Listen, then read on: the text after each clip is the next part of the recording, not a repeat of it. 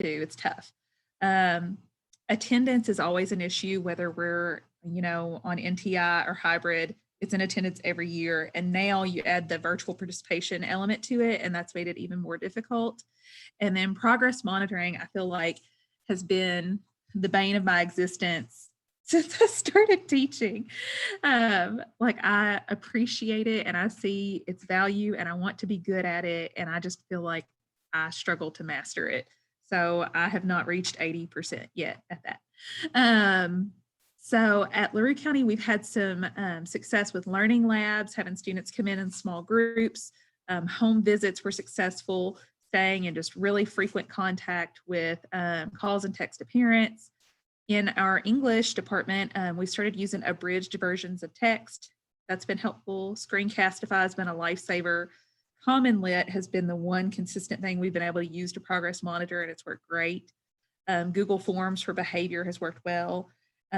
We've made some audio libraries that have helped. And then, like Grace talked about, the co-taught lesson plans, we started using that this year, and it has made collaboration so much easier. So that's what we do over here.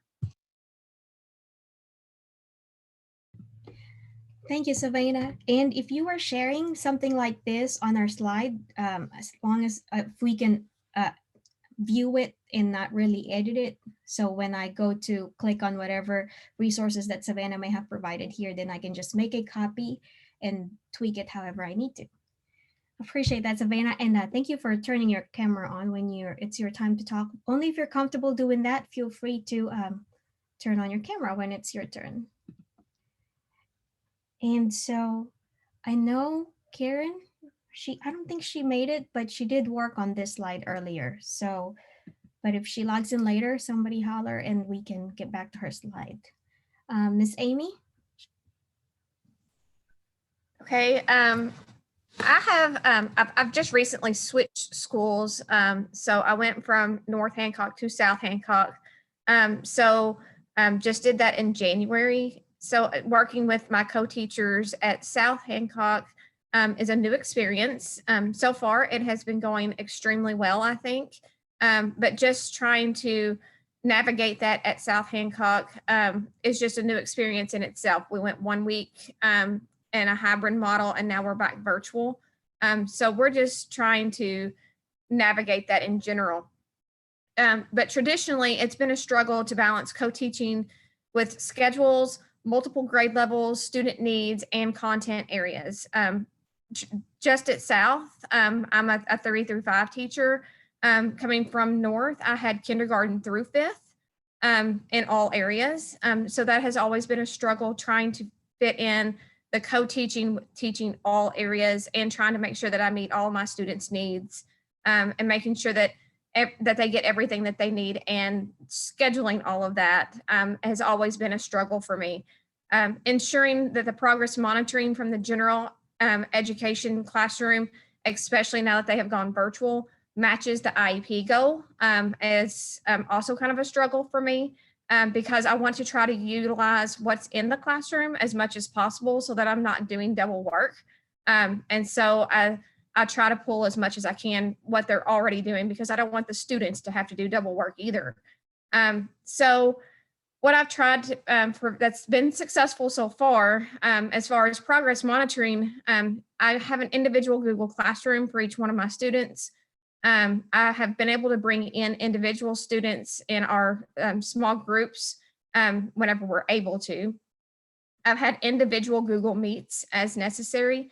And then for accommodations, I've been making videos of assignments using Screencastify and Cami so that I can provide that accommodation of a reader. And then I think the bottom of my slide kind of got dropped off there a little bit, is using the speech tools in Google for the scribe, and making sure that I teach that accommodation even at an elementary level, so that they're able to use that so that they can scribe for themselves. Thank you, Amy. Lots of great ideas. I hear Screencastify seems to be a good strategy to use for modeling and explicit instruction for asynchronous work. And we have Ms. Ashley next.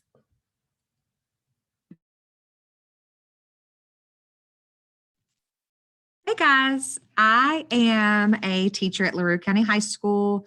I teach freshmen in Algebra 1. I work with sophomores in geometry and juniors in English 3. Um, this year for me, geometry is a new content area that I have been placed in as a co-teacher.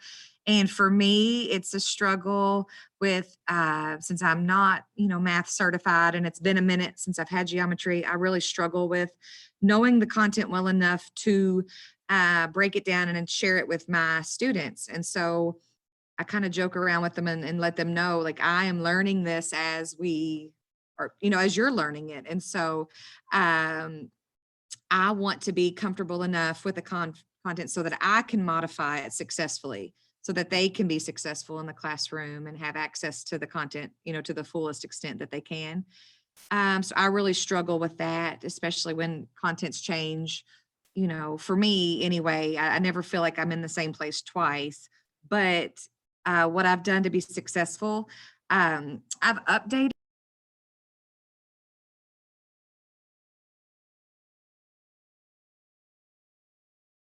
Oh, Ashley, you got muted. I'm sorry. I was just trying to pull up my slide. I've updated a little bit since I typed into that the other day, but what we've done virtually that I feel like has been really helpful for our sophomores is that instead of posting a bunch of things into Google Classroom, like I felt like it got kind of messy, and then you've got all the dates and you're scrolling down to try to find things. And I feel like organizationally sometimes it's difficult, and I'm sure there's better ways to do it and ways to hide things and stuff. But what we did is we created one file, like one assignment, in like the Google Slides. And so it was kind of a living document that we added to as we progressed through NTI, and it would be broken down per slide, and it would say like number 1, first you must watch this video and take notes. And so we did the Screencastify videos, and they followed along and did notes. And then we would use programs like My Open Math or Khan Academy, or if we had to use worksheets, we would make Google Forms to go along with them to input their answers so they could get that immediate feedback. I felt like that, was pretty important for math since it's such a real time content, like they need that immediate feedback. Are they doing it right so they can progress to that next problem? Those programs are helpful with that. And then if they were stuck or if they had problems, we would use those live Google Meets to address those concerns and go over problems that we noticed were missed, quite often. But I'm taking my own notes along with the kids with the videos. And our department also, Nikki, our department chair, we had money in the budget. She found a really great program called Clark Illustrative Mathematics, I think is what it's called. And she can elaborate that more later. She's in this training. But that's been really helpful to give us more fun, hands-on activities where we can break them into small groups in person and do less worksheet and really less virtual while we're in person, and try to do more engaging, fun, math-related content that way.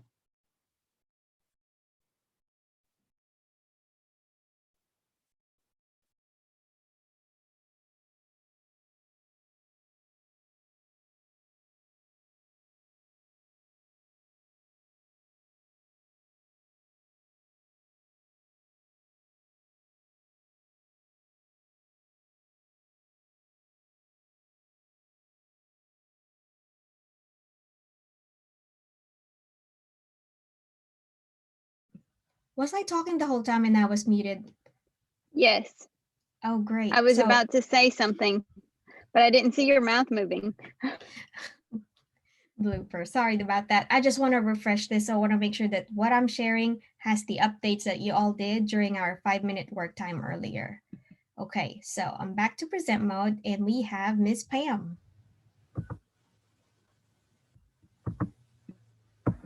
There we go. I'm trying to start my video. Oh, there we go. Hi, I'm Pam Cassidy, a special education teacher at Auburn School in Logan County. I work with grades 6 through 8 with the ELA and social studies classes. The biggest challenge that I face right now is just making sure my students are getting the content they need in these middle school classes while also providing the appropriate accommodations and SDI and modifications while virtual and or hybrid. There's just so much content that they cover in middle school that, you know, the teachers are really concerned that they get it, but this year it's kind of hard to get it all in. The things that we've tried, or I've tried on Edgenuity, we use Edgenuity a lot, and sometimes I can just modify it by removing some of the work because it's overwhelming when they see like 5 things that they have to do. But if you take out a couple that are non-instructional, and I talk to the teachers about that, about what we should keep and what I can take out, that gives them a little less to do, and that modifies it in a fairly easy way. And I host Zoom meetings for students that I would normally pull to the resource room to take tests and do work together. So if we have an 8th grade social studies test, I'll say, hey, we'll do that together on Friday, as we would normally in a small group. We'll do it virtually.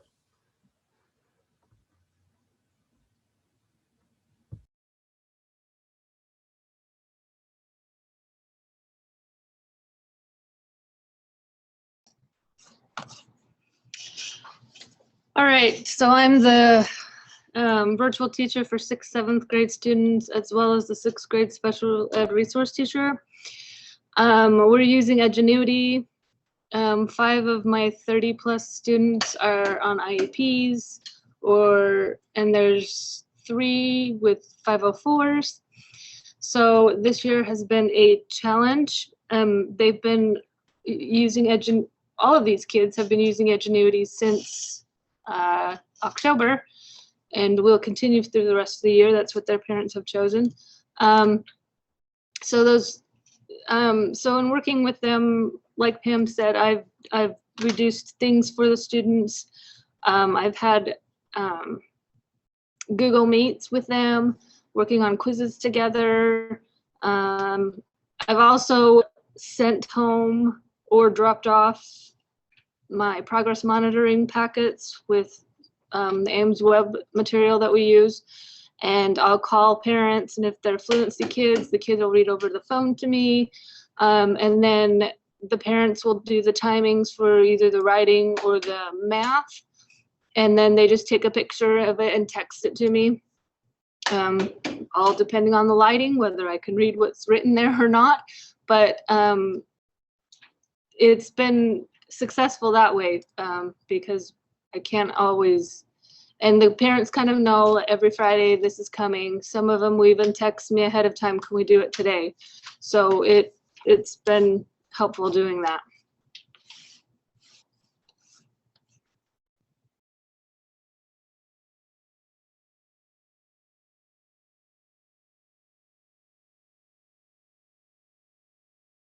I'm trying to keep my comments to a minimum, so I want to be sensitive of your time during this hour. But do we have Miss Ashley here right now? Yes, I'm here. Yay. Okay. I'm Ashley Cottrell. I'm a special education teacher at Lurie County High School as well. This is my first year in special ed. Previously, I have been in general education. So this is definitely a curveball, considering that we are virtual and the circumstances. On top of that, I was given seniors. So working with them on their transition plans and writing IEPs, especially at the beginning of the year, was extremely difficult because I had never laid my eyes on a large majority of these students. On top of that, I am doing the virtual students for the freshmen as well as the seniors. So I have found that it's more difficult to create a relationship with those students because they are not coming in and you're not getting to meet with them. Some of the different things that I have really tried to be successful, we're doing Google Meets. We'll do them as a group. We'll do them in small groups, individually, whatever those students prefer to meet their needs. I send emails. I have a Google Classroom that I'm communicating with students with on as well. There's multiple phone calls, multiple texts, just to keep in contact with those students. Seniors are a little bit harder to chase down and they don't necessarily want their parents involved. So that's been a little bit different. And we also offered in-person learning labs So we offered that to students that were coming in school, but we were also offering it to those that are virtual that needed a little bit of extra help.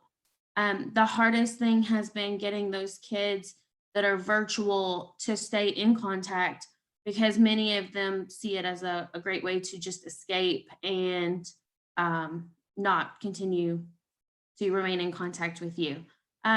But so overall, it's been a learning experience for me, and it's definitely different than what I have done previously.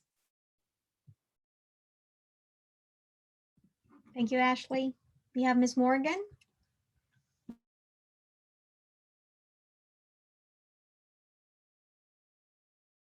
Morgan, you're muted. Go figure. Okay, can you hear me now? Yes, perfect. I'm also a first-year special education teacher here at LaRue County. I work with Savannah and both Ashley, Carter, and Cottrell. And I think for me, the biggest thing has just been getting to know the students when I don't get to see them very often. I work with juniors.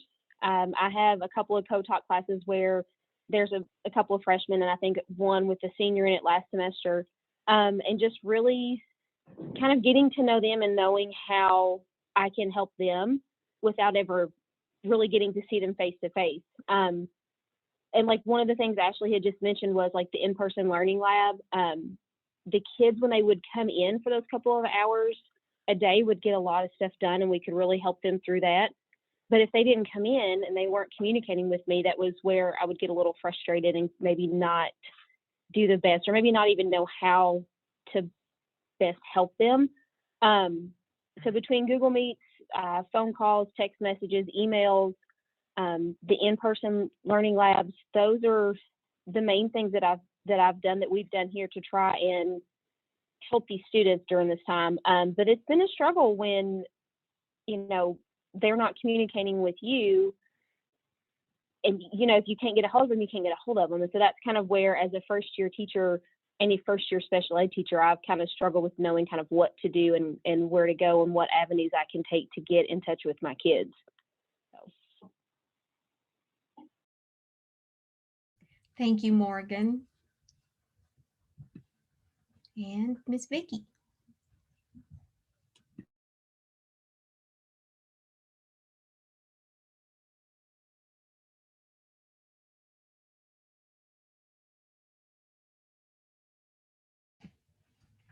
Vicky, can you hear us?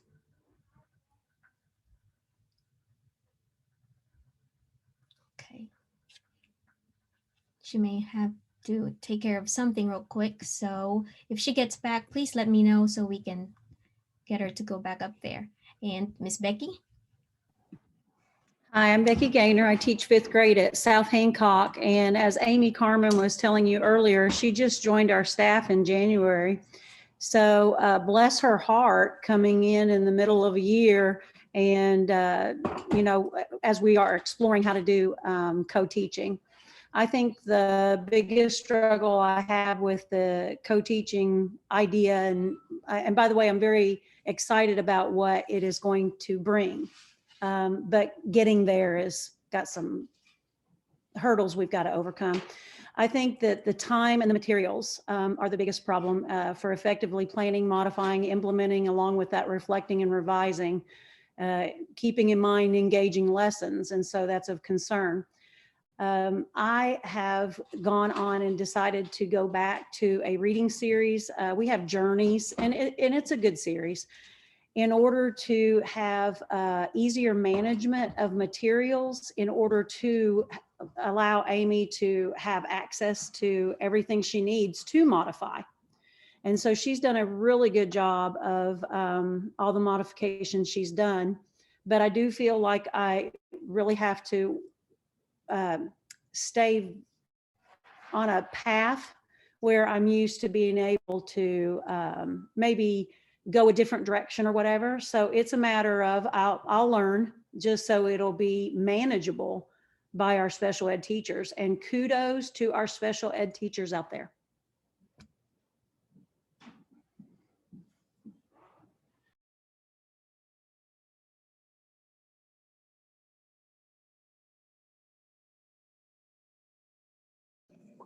Hi, I'm Kira Hess, and I teach special ed K through 2 at South Hancock. And I've added some things too to this slide, but I'll just be brief. Some things that continue to be a struggle, which I've played both sides of the fence with co-teaching. I've actually been a gen ed teacher through co-teaching, and I'm on my my first full year as a special ed teacher going into co-teaching, and it's different. But virtually, I think just the scheduling in general, a lot of people have mentioned the internet access and kids not being able to complete their work, or just providing the correct and adequate instruction due to other circumstances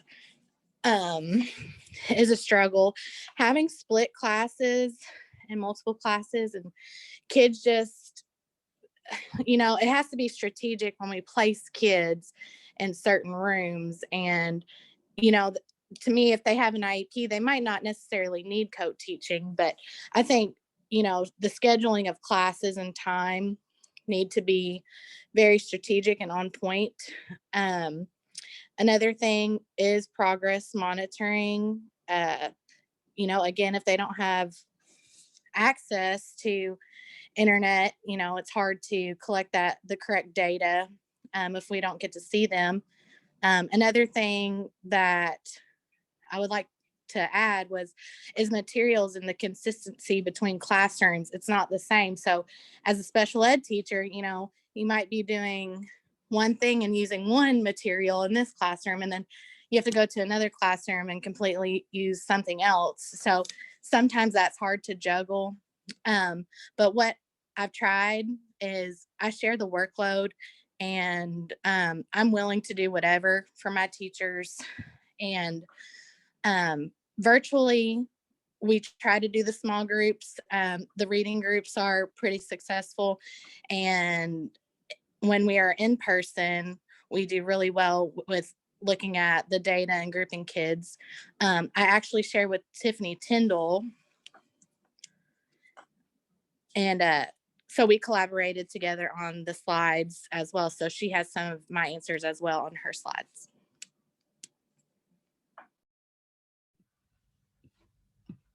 Thank you, Kira.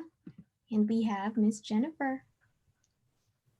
Hello, it's good to see everybody on here this afternoon. I'm principal at South Hancock, and you've already met a few of my teachers.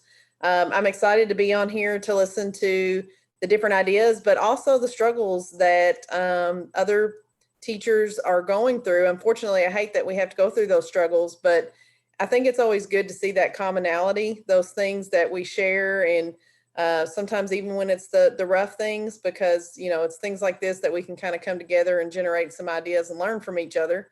So shout out to all these teachers on here. You guys, all those words that we came up with earlier, you are the picture of all those things. So especially during this year.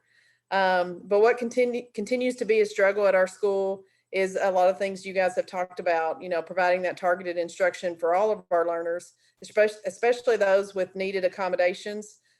We live in our school is in a very rural area. And so we have a lot of connectivity issues, Wi-Fi issues.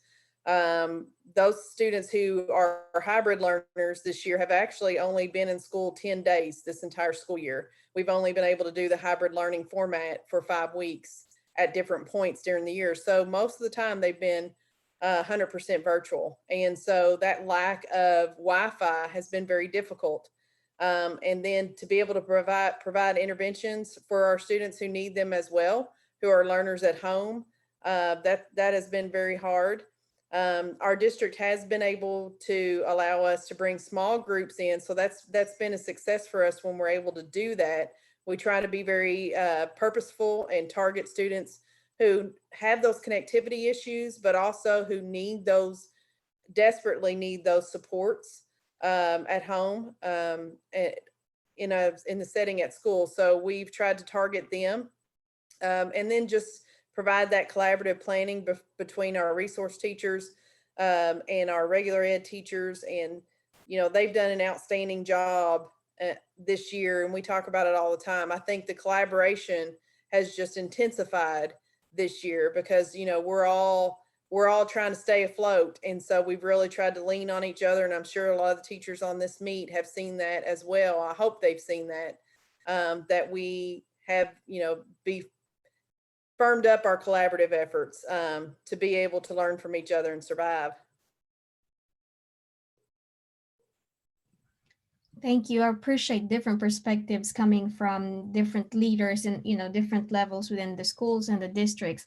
And also just a reminder before we end today, we're going to go into breakout rooms of just 3, maybe 2 people, so you can share your takeaway. So whatever resonates with you the most, don't forget to jot them down and we'll get to share them here before we end. And we have Miss Amy.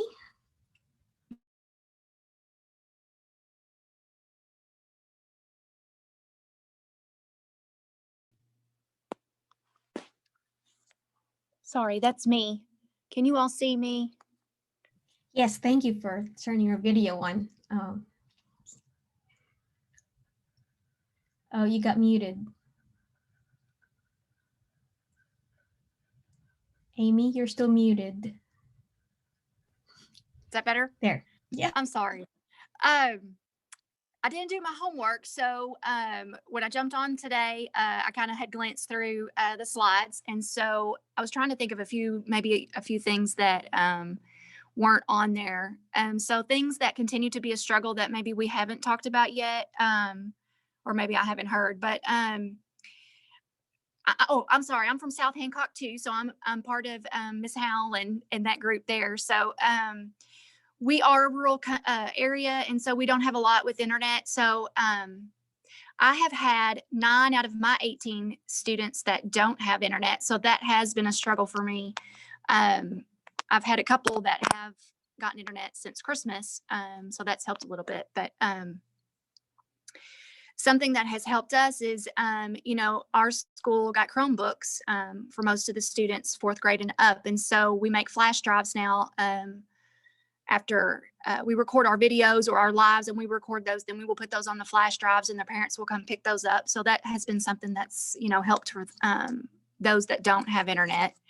But time has been one of my biggest struggles. And this is my 3rd year teaching in my 3rd grade. And this is my 3rd time to move kind of schools too. So I feel like I'm always starting over, and then to start over again during this time has really been a challenge. And so just trying to manage my time, because I know, you know, just a normal year is a lot of time for a teacher. And so this year it feels like it's been doubled, if not even tripled. But part of that's probably my fault too. So I was trying to see what else I have on here. Something else I just struggle with. I just feel so scatterbrained this year. I just feel like, you know, we go back and forth from hybrid to virtual, and it just, you know, I got to get packets for this child and do this for this child and this for this child. And then, okay, I got to jump on and meet this kid at this time. And I just feel like, you know, I'm making lists and lists and lists and times, and I just feel scatterbrained. And so that's something I have struggled with this year. But anyway, I didn't have much else. I don't think that anybody else hadn't already covered. Well, thank you, Amy. And I like this part where you mentioned keeping downloading all recordings and videos to flash drives for students. It's another great idea. And Miss Michaela. Hi, I'm Michaela Knight, and I'm a special education teacher at Franklin Simpson High School in Franklin, Kentucky. This is my first full year teaching. I just graduated from Murray State. Something that's been really hard for me is making sure all of these students complete their work and their grades are good, and that they're also getting the correct accommodations and modifications, whether they're in person or virtual learning. I've also had a difficult time doing progress monitoring. So some of our kids are hybrid, and then they have so much to do that we really don't have time those 2 days they are in school to do a lot of progress monitoring while we're here. So we've been having to get kind of creative in doing that. What I've tried to do to kind of keep my students on track is to implement like a weekly to-do list for them and to update them with their assignments, their missing assignments and their grades. That way that they're always informed and that they know what they need to do for the week and they can kind of mark it off. And if they bring back the paper at the end of the week and they have everything marked off, then they get a candy reward. And I've only been doing this for about 2 weeks, but it's been good for some students.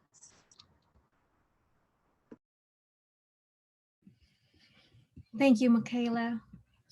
I'm going to stop share for a second and want to make sure that I have my slides in the right order or it's updated. Okay.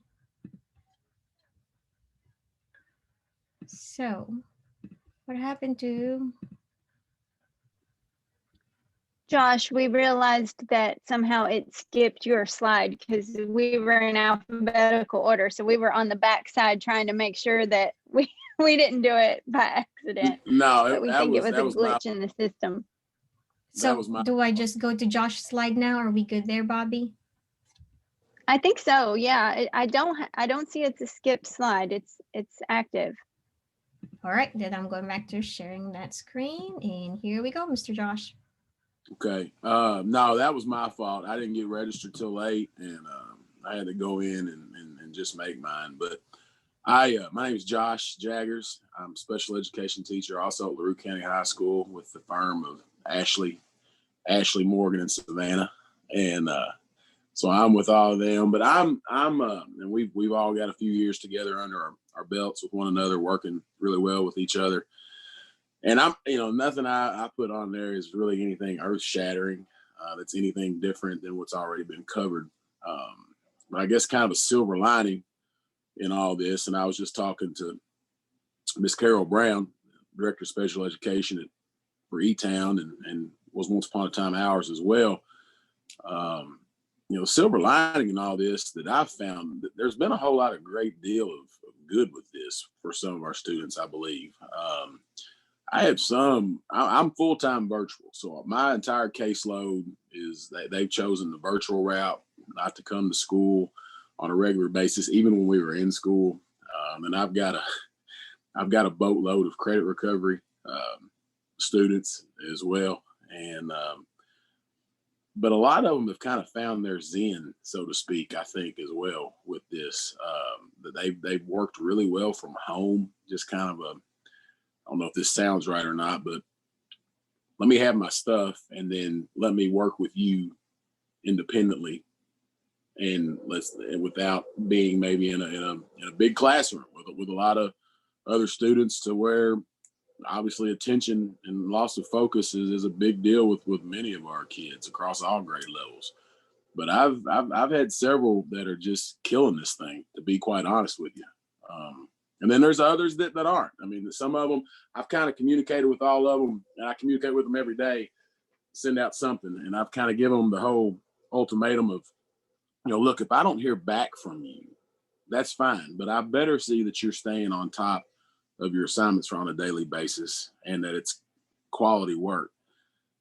Or if you're not doing that, stay in constant contact with me, so then I can, help me help you. To quote Jerry Maguire, if you're not coming in, let's try to make the best of this situation through Google Meets, just being on the phone, do some breakout rooms with some of them.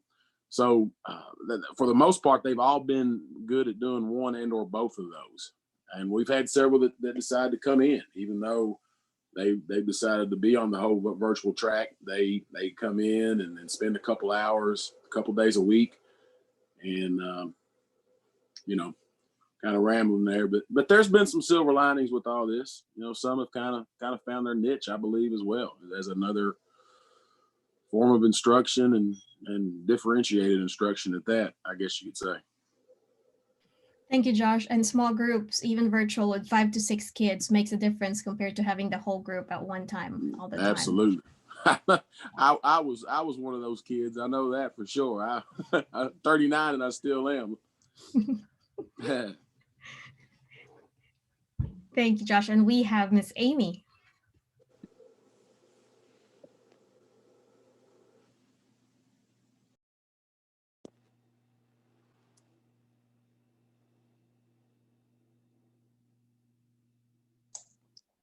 I've already done mine. Grace. Now we're on Kim. All right, I'm Kim Cruz, and I'm fourth grade general ed at down, South Cheryl. Hancock. Yes. Can you hear me okay?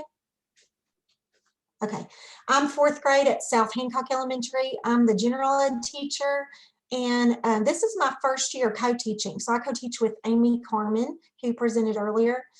And I think it's been going wonderfully when we are in school.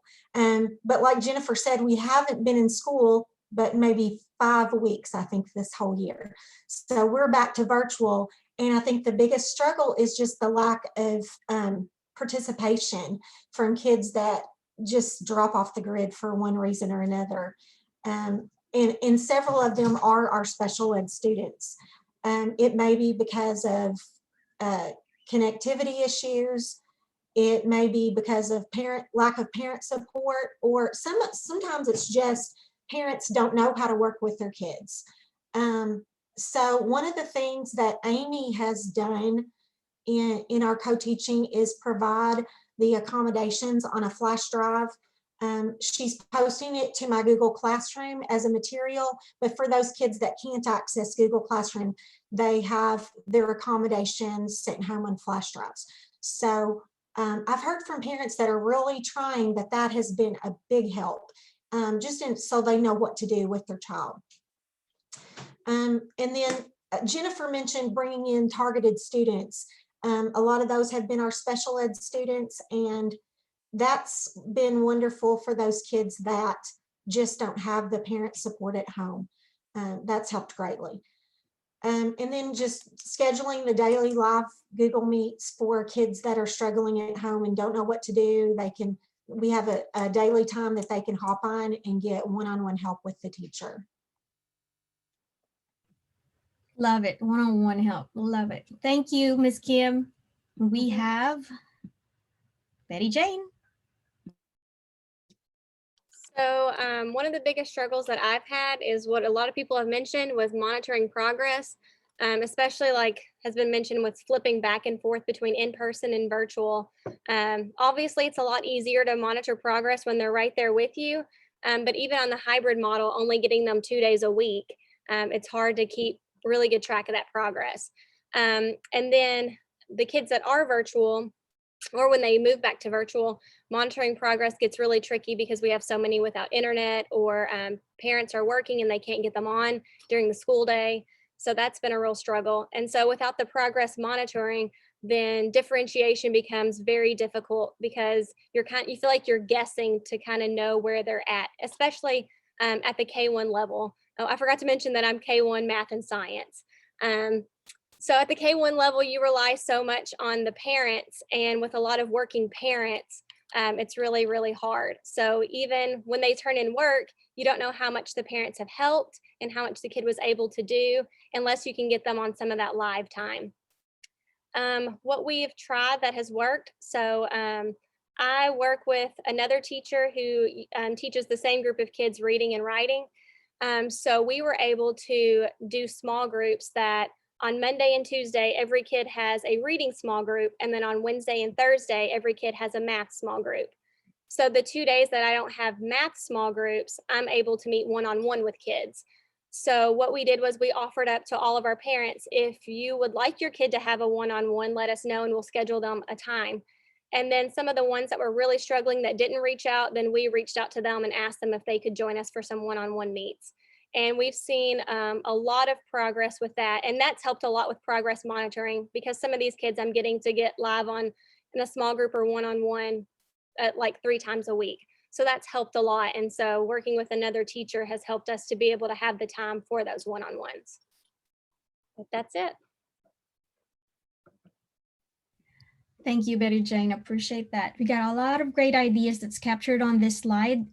I apologize in advance that we're going to go over a little after 5, But if you have prior engagement after this, I understand if you have to leave already, but if you can stay with us, we'd really appreciate that. And make sure that you check out the slide all the way to the bottom where you could see the additional resources that we included there. That's as a reference for you based on what you have entered on that one question survey. And we have, I think, 5 people left, and we have Ms. Kim. She said she's still having some audio issues. Oh, that's right. Thank you for sharing that. So we'll go on to Ms. Katie. Hi, I'm Katie Ross. I teach special education at Auburn Elementary in Logan County. I have 11 students in kindergarten on my caseload, and the other 4 are in 3rd grade. So I have 2 grade levels, but primarily kindergarten. My biggest struggle this whole year has been accurate progress monitoring. Like I can, when we're hybrid, I do really well, but when we're virtual, it seems to get very difficult very fast. I have to rely heavily on parents.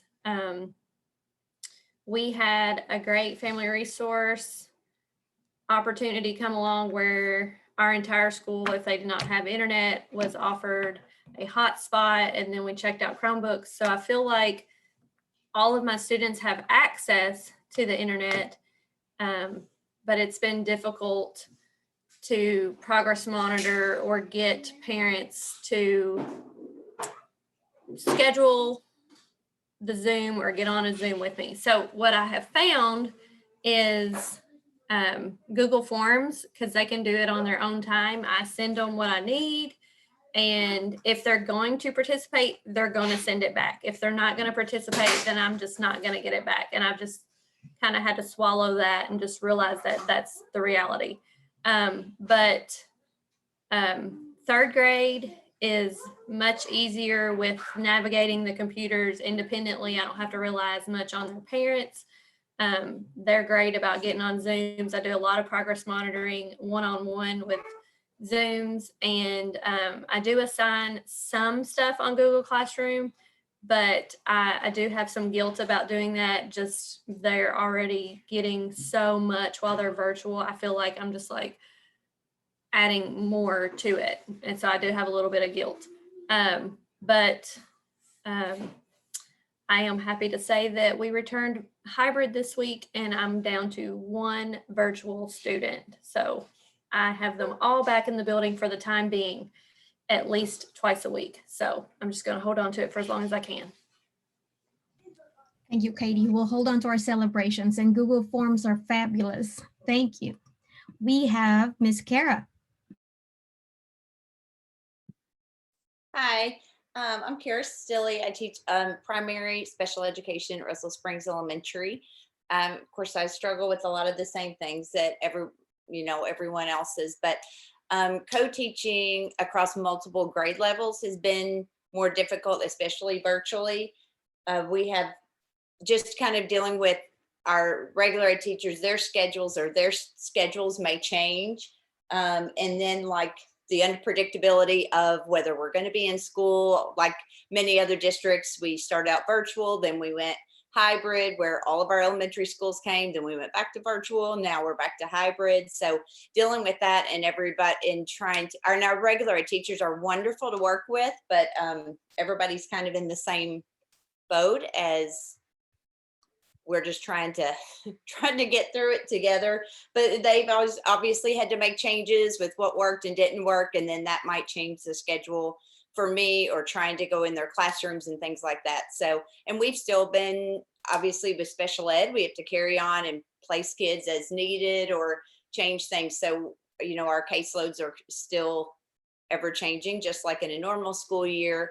So trying to adjust to that. But like many others, we were hybrid this week. And so kind of like she said before, I'm going to hang on to that and trying to get as much done and communicate with my teachers as much as possible that we're all in the building at the same time. So us and the kids. So that's been good, and kind of made it a little more positive this week, and kind of can all kind of communicate a little better.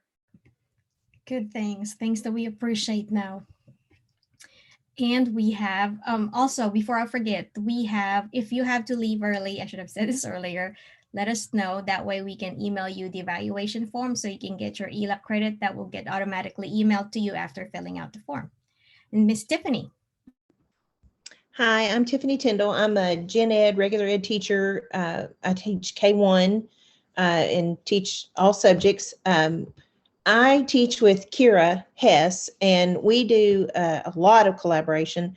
We started out together last year, and we kind of eased into things from fall down into the Christmas, and then after Christmas, we hit the collaboration hard starting in January, all the way up until March when we were out of school. So we had a couple months of where we were really just getting in our groove and doing things. I thought we were doing things exceptionally well, and then we had to go virtual. So we started out this year, and we just started doing the best we can to utilize what we had learned in this January and February and those months, and translate that into a virtual setting. So some of the struggles, finding a way to schedule in the whole group, the small group, and the one-on-one, and doing that collaboration in those groups. We've scheduled whole group times for the main lesson. We have small group times from skill-based work and one-on-one times from more specific targeted skills in reading, especially. Parents are logging the students on a minimum of 3 times and sometimes up to 6 times a day. Now we keep everything, the lessons 15 minutes. We don't go an extended amount of time, because especially if kindergarten and first grade, if you go after longer than 15 minutes, you've lost they're just not with you anymore. So, so they are on anywhere from 3 to 6 times a day working in small groups or in the whole group lessons. But trying to schedule in the co-teacher in the whole group lesson and then allowing some breakout time to happen with small groups is almost impossible, because Kira does work with 3 teachers, collab with 3 teachers. So that's really tough on her. But what we have done and what we've tried to be successful is we collaborate with grouping students using data from Ms. Hess and from assessments, different types of assessments, MAP, other data, and we pull them in with small group or one-on-one time. And we do that either virtually, or she does at times try to pull students in when we can have small amounts of students in the building. We analyze data from those assessments. We target instruction for those students. Ms. Hess plans and delivers lessons in calendar math that reinforce the main content lesson. So she is, that's her regular ed, I guess you'd say, teacher role in our collab. She takes those skills in the calendar math and they reinforce the whole group content lesson, and she plans all of those lessons for the entire class. And then, like I said, we bring in small groups of students when we can to deliver personalized instruction. Thank you, Tiffany. And so do we still have Nikki? I'm going to go back to Miss Porter here. Yes, Nikki, you're here. I'm here. My name is Nikki Waldeck, and I'm a math teacher at LaRue County High School. I mostly teach seniors for the most part, and actually co-teach with Ashley Cottrell, who spoke earlier. So I feel like with seniors, it's always a struggle, but right now, particularly, it's a struggle because most of our seniors wanted to work like for money, in a job instead of do their schoolwork. So I really want to find a better way to develop authentic, math lessons that are accessible to all of them and that they see the value in, because I think a lot of times that is what our real struggle is, even in the classroom. But they play along with us in the classroom because we're there and, we're in close contact, close proximity. I have great relationships with these kids. So for the most part, we did well to stay in contact, at least intermittently. But again, it was really hard to sell it, that they needed to complete these, even if just for their diploma, because they're like, why am I doing this? You know, they just do not see the value in it. So obviously bigger picture there, but that just became more of a struggle virtually. Providing the right supports for students and families, like everybody's got unique needs and things like that. Some kids had more support than others. Some were completely independent, and, you know, there's just different needs there. And really providing true differentiation combined with, you know, timely instruction and feedback so that they can succeed and we are not also drowning, you know, in all the management of that. Some success I've had through virtual learning was choice boards. When I gave them some choice boards, they did find some authenticity in that. They liked that a lot.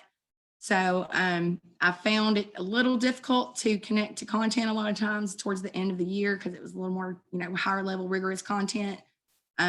So we had to adjust there as much as necessary, but they did well. They did well with it. Using what I know about them, you know, my relationships, that really was key to being able to get them to do what they needed to do and also maintain contact. The last thing, I really don't know if it's successful yet, but I'm really excited to try it because because I teach senior math, I will do coyote interventions and we focus heavily on the calculator strategies. So I've created some digital breakouts to kind of allow them to break out of each level of intervention. And we're going to use these digital badges as a reward, which can, you know, it serves a purpose in, you know, giving them something to work towards and also a way for us to kind of see where they're at, you know, on their little wall of fame or whatever with their digital badges. I hope that this will create a little bit of sense of perseverance, you know, because they are going to be maybe at least have a desire to push through to break out of, you know, and find that code. So that's what I hope to see. So I don't know, we'll follow up next time on how it goes. Kudos to you, Nikki, for trying something new. That is wonderful. So I'm going to go back to Kim here. We have, and Kim is the last one. Correct me if I am mistaken.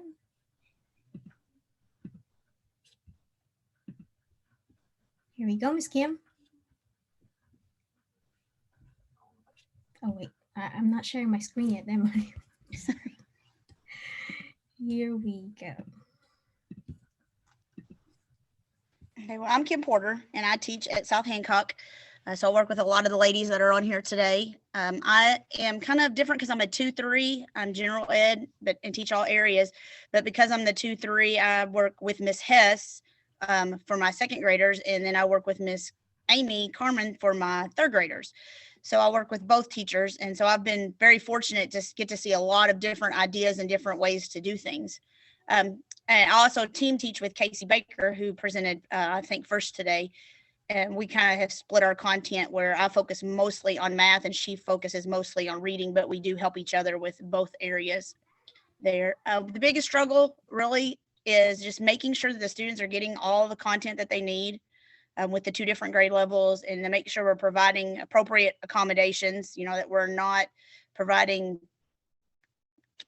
giving too much, because they do need to learn how to work some independently moving on up into the intermediate grades. But are we still meeting their needs through those modifications? And then differentiation throughout the content, especially with the virtual hybrid. Scheduling is the biggest issue with the co-teaching, because of course we kind of have splits all over the place. Like Miss Tyndall said earlier, you know, Miss Hess is working with 3 different teachers. And then with the flip-flopping we've done this year from virtual to hybrid to virtual, it's like a week. I mean, we're going week by week. So one week we're in hybrid and one week we're virtual. And so the scheduling has just been really difficult. Using the internet versus paper pencil for the primary, you know, when you have so many kids that do not have access to the internet, how much paper pencil do we provide and how much do we rely on the internet? Some of the things we've done that have been successful this year is Casey and I set consistent times for our Google Meets and our small groups. So whether we are virtual or we are in the classroom, our reading live meet is at 10 o'clock every day. So, and then our math live is at 1:30 every day. So that when we're doing the flip-flopping, the kids still know at 10 o'clock every day I have this lesson with a teacher, and at 1:30 I have a lesson with a teacher. And then our reading groups are like her reading groups are at 12 and mine are at 12:30, so that the kids have a consistent time whether they are virtual or in the classroom. And so that's kind of helped some with our scheduling and being for our co-teachers to be able to join into those things because they know our times aren't changing. Then we're using core lessons, like Becky said, she's gone back to the journeys. We use the journeys text also as our core because then we can make sure everybody's getting those core skills. And then we break down into our Jan Richardson individualized learning. So then we're working with students on the level that they're on also. So they're getting both of those. They are being exposed to grade level content, but they are also getting independent level work also. Something that's been good for me is learning to use a lot of the apps. I am not a technology person whatsoever. And so just learning how to get onto Google Classroom. I'd never been on Google Classroom before. And so just learning all the things I can look back and see what I've learned this year as a teacher. Using Cami, Screencastify. Amy just sent me a new one the other day that has some things to do with some worksheets. So just all the new things I'm learning that will benefit my students, even when all of this is over. And my biggest thing is just learning from those who know more than me. I don't know anything about this. So when Kira comes to my room and says, hey, I read this article and I want to try this new thing, you know, I have to be open to say, okay, let's try it. And learning from those that know more than I do about the subject. Get it, Miss Porter. She's on it. That growth mindset, golly, it'll take you places. Thank you, guys. You have here our, well, I'm going to go back to share my screen. Am I? Yeah, I am. But I need to get out of this so you can see where we're at. We are getting ready to wrap up. So this is the resources that I was telling you about. Here, high school teachers, progress monitoring. There's a module here for you. This was created for the state, and we have a lot of consultants work on this. Katrinka and I were part of it. Get there, you'll get ideas on this one. So just click on the icon, and then we have a Google Classroom co-teaching COP. If you're not there yet, you can join our classroom. I have a website for growing inclusive practices, and then we have here another YouTube videos for co-teachers can do anything virtually, even co-teach. Here we go. So we're gonna put you in breakout rooms real quick, just for 3 minutes. You will have there one person with you. Just share with them your biggest takeaway and listen to them, and then introduce yourself briefly prior to that, and then just thank them, and we'll get back to our whole group to have a raffle. Are we ready? I'm gonna open all rooms, and here you go.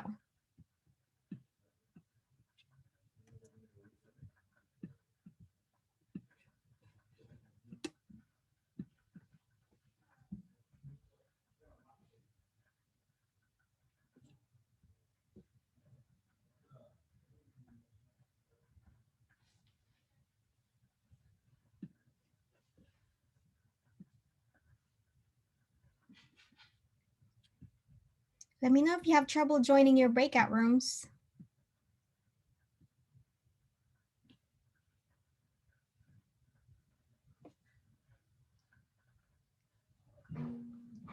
Because you might have your partner waiting there for you.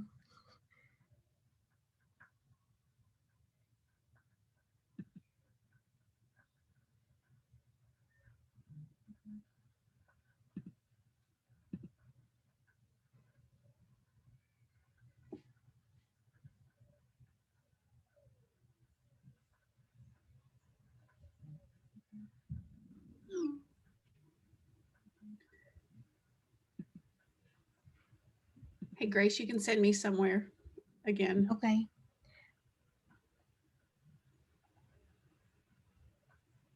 I'm gonna put you to 11. Okay. Where are you right now?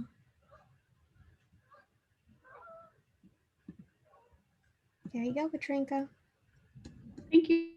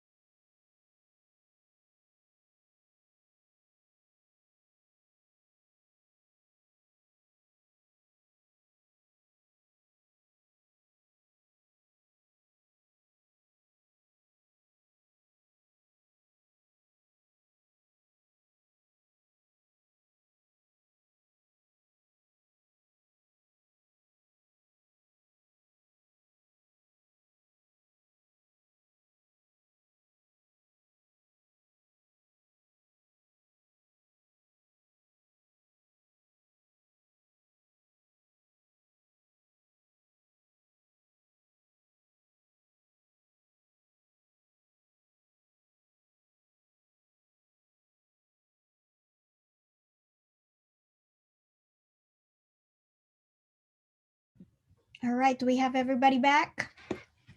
And Bobby's gonna get our raffle. We have 2 door prizes today, and it's this book that you see right there too. Your students, my students, our students. All of our consultants got a copy of this book at Greg, and we'd like to share it for 2 of our winners. Bobby?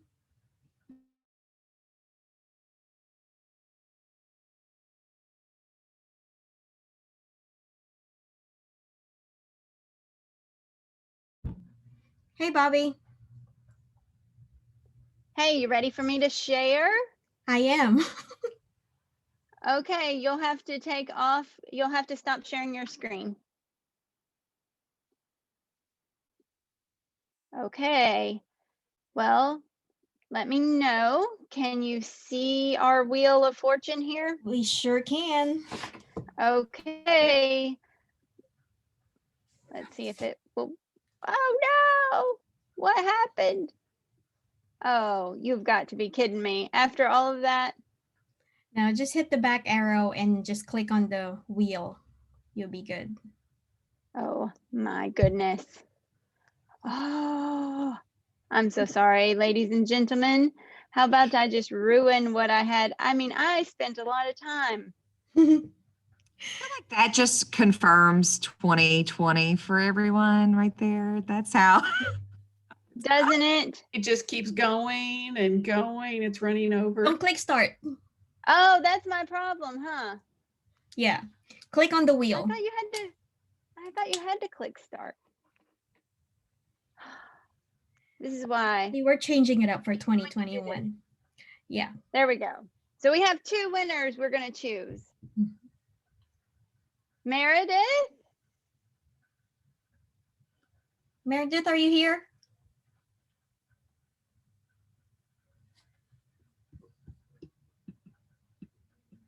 I don't know if she's here, but she go ahead here? and spin for our second one. I don't think she is.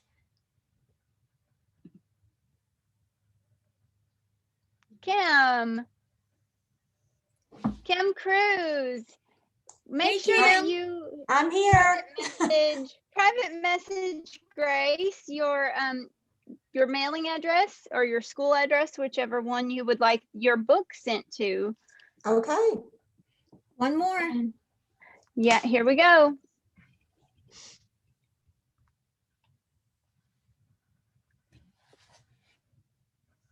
Michaela. Yay! I'm here. Yay. Yay. Hey, Michaela, send me your address. Thank you everyone for participating today. I know that we went long, and because of that, Katrinka has modified your PD credit to include an hour and a half instead of just an hour. So we hope that really helps. Yes. So if you will use this And- bit.ly link,